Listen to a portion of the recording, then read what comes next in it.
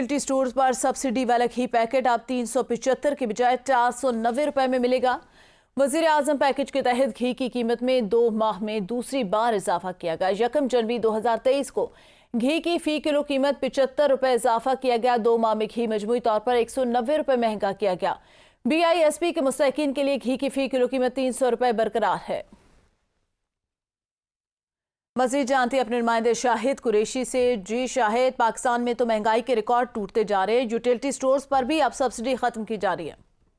जी बिल्कुल, कहीं बिजली की कीमतों में इजाफा हो रहा है तो कहीं अशिया खुर्दोनोश की कीमतें जो है वो आसमानों तक जो है वो बातें कर रही हैं। तो हुकूमत की जानिब से आवाम को नया तोहफा दिया गया है और आवाम को जो घी की कीमतें हैं उसमें इजाफा किया गया है। यूटिलिटी स्टोर पर वज़ीर आज़म पैकेज के तहत घी फी किलो 115 रुपए महंगा हो गया है। यूटिलिटी स्टोर पर सब्सिडी वाला घी 375 रुपए से बढ़ाकर 490 रुपए का कर दिया गया है।